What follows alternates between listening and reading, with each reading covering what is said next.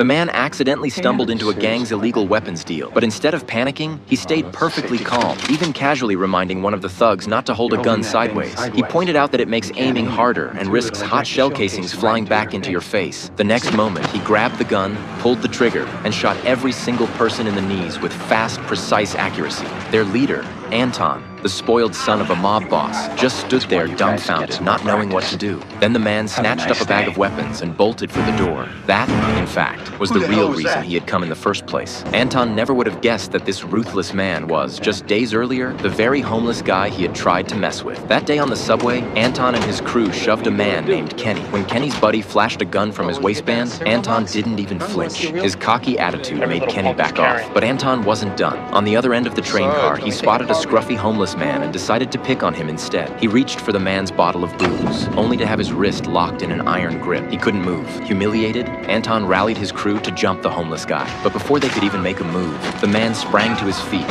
and with a few quick and brutal strikes, dropped Anton and his gang to the floor. Later at the police station, Sheriff Lena took one look at the 4 injured punks, then at the homeless man sitting there with his hair still perfectly in place, and immediately knew this was no ordinary vagrant. She pulled the subway surveillance footage. Having served in the military herself, Lena instantly recognized the man's movements. Pure Special Forces training. She suspected he might be a veteran suffering from PTSD, but when she questioned him, the homeless man said nothing, staying silent the entire time. Her real goal, however, was to lift his fingerprints off a water glass. Running them through the system, Lena was shocked. His prints had shown up at dozens of crime scenes over the past few years. Not only that, he was wanted by 4 different countries. When she went looking for him again, he had already vanished without a trace.